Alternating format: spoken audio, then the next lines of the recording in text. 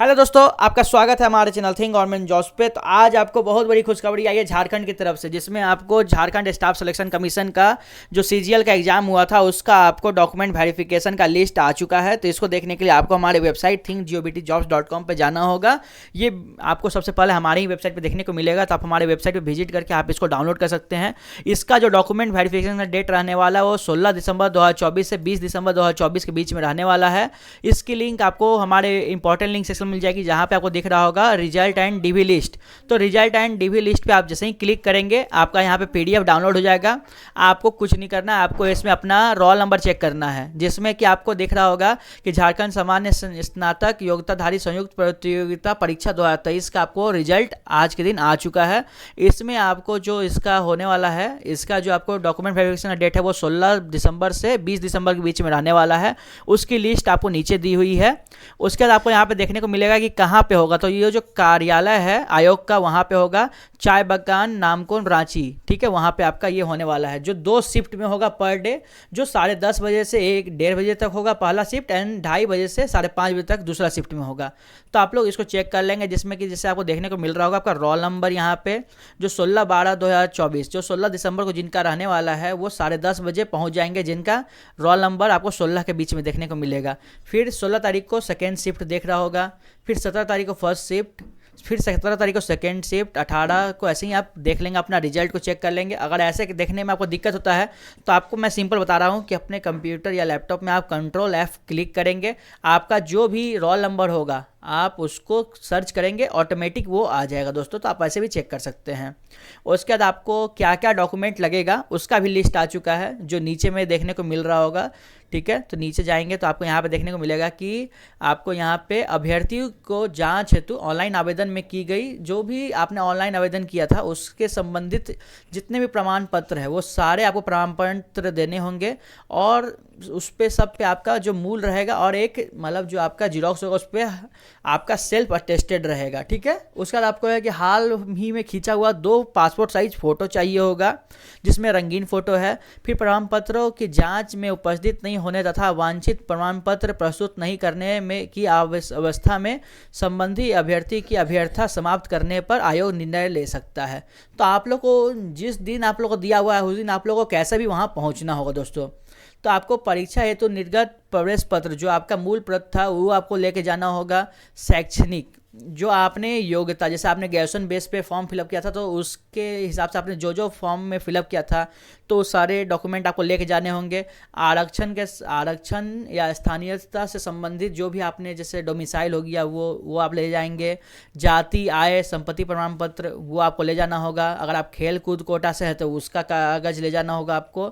अगर आप physically handicap हैं तो उनसे भी आरक्षण संबंधी प्रमाण पत्र जो बनता है वो आपको ले जाना होगा। भूतपूर्व सैनिक है तो उसके संबंधित आपको ले जाना होगा। EWS है तो उसके भी संबंधित ले जाना होगा। तो आप जिसमें भी लागू आपका हो रहा है, जैसे यहाँ पे लिखा हुआ है ना, यदि लागू हो तो अगर आपने किसी भी कोटा के अंतर्गत किया है तो उसका डॉक्यूमेंट आपको ले जाना होगा, जो आपको 16/12 से 20/12 के बीच में होगा। और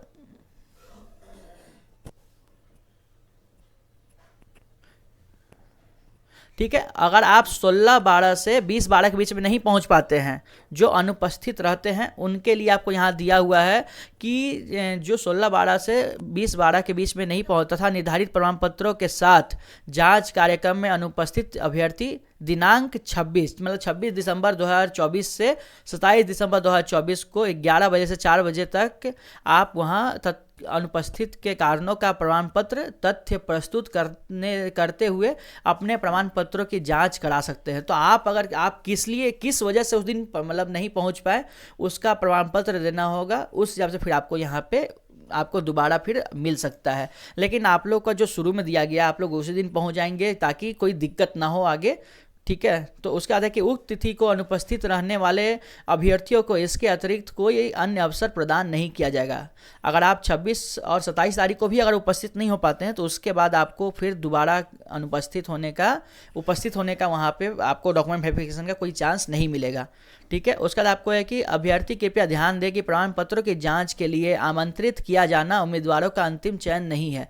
आयोग रिक्त के परिपक्ष में इस सूची में अंकित अनुक्रमांक से भिन्न आवश्यकता अनुसार अन्य अभ्यर्थियों को भी प्रमाण पत्रों की जांच हेतु आमंत्रित कर सकता है दोस्तों। तो आपको ये हमारे वेबसाइट पे विजिट करके आप देखते रहेंगे, ठीक है। इसके जैसे ही कोई भी अपडेट आएगा तो आपको बता दिया जाएगा।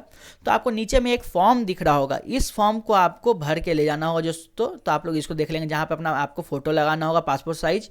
उसके बाद आपको लिखित परीक्षा का जो आपका रोल नंबर था वो आपको लिखना होगा।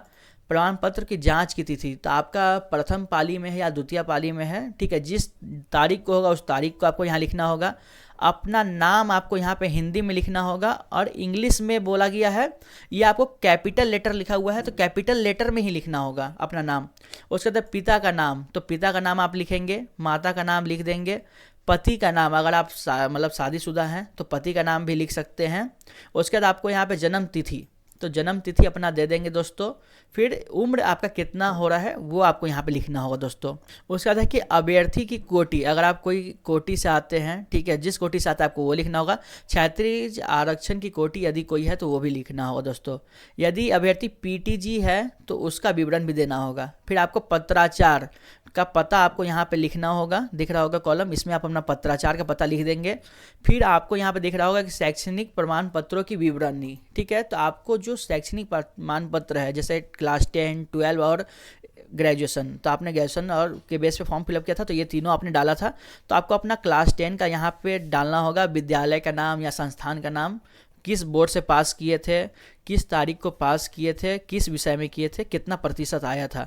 फिर वैसे ही आपको इंटरमीडिएट जो 12 क्लास का है वो भी आपको लिखना होगा। ग्रेजुएशन का भी वैसे ही लिखना होगा, आप किस यूनिवर्सिटी से किए हैं या किस कॉलेज से किए हैं, आपका कौन सा बोर्ड है, उसके बाद आपको किस दिन आपने पास किया था, किस विषय में किए हैं और कितना प्रतिशत आया है। आरक्षण अगर आपका है, ठीक है, आरक्षण एवं स्थानीयता संबंधी प्रमाण पत्र, ठीक है। अंचल अधिकारी, अनुमंडल पदाधिकारी, उपायुक्त स्तर से निर्गत कोई भी अगर आपका है तो उसको आपको यहाँ पे डालना होगा। जैसे कि जाति, आय एवं संपत्ति प्रमाण पत्र, तो यहाँ पे निर्गत करने वाले पदाधिकारी का नाम लिखना होगा, उसका जो संख्या और डेट है वो लिखना होगा। फिर आपको आरक्षण कोटि, किस आरक्षण कोटि के अंदर आ रहा है वो लिखना होगा, ठीक है।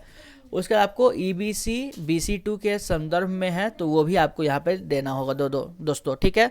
और चल आपको स्थानीयता प्रमाण पत्र बोला गया है, तो स्थानीयता जो प्रमाण पत्र है जो आपका डोमिसाइल है उसको आपको यहाँ पे डालना होगा कि किस पदाधिकारी ने बनाया है। उसके बाद आपको उसका डेट और तिथि डालना होगा, टाइम डालना होगा, जिससे कि आपका उसमें रजिस्ट्रेशन नंबर ऊपर में लिखा रहता है वो आप डालेंगे, और नीचे में डेट लिखा रहता है किस दिन बना है वो आप डालेंगे दोस्तों। उसके बाद आपको EWS दिख रहा होगा, आर्थिक रूप से कमजोर वर्ग, तो उनका ये प्रमाण पत्र किसने बनाया है, कौन पदाधिकारी के पास से बना हुआ है, किस तारीख को बना है, उसका संख्या होगा वो डालना होगा।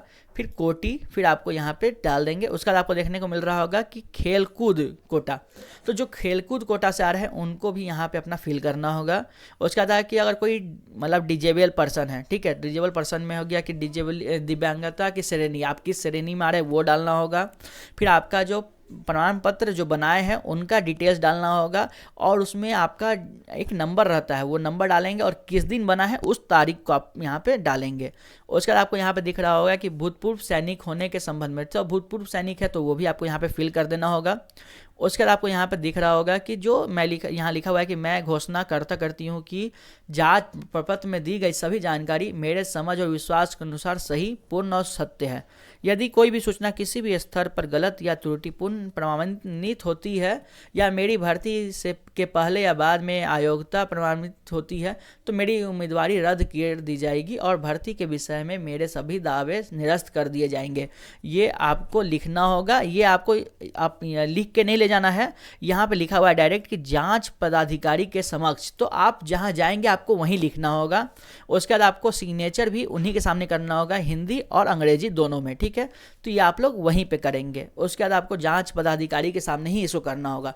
तो इससे जुड़ी अगर आपको किसी भी तरह की कोई परेशानी होती है इसको डाउनलोड करने में, या इससे आपको कोई भी कन्फ्यूजन हो रहा है, आपको नहीं समझ में आ रहा है कुछ भी, तो आप हमें कमेंट कर सकते हैं या आप हमारे व्हाट्सएप पे भी कांटेक्ट कर सकते हैं, जिससे कि आपको हम लोग पूरी डिटेल्स बता देंगे कि आपको कैसे करना है, कब जाना है, आपका हम लोग खोज के बता देंगे, ठीक है दोस्तों। तो ऐसे लेटेस्ट वीडियो के लिए हमारे चैनल को सब्सक्राइब कर ले, जिससे कि लेटेस्ट इन्फॉर्मेशन आप तक हम लोग सबसे पहले दोस्तों पहुंचाते रहेंगे दोस्तों।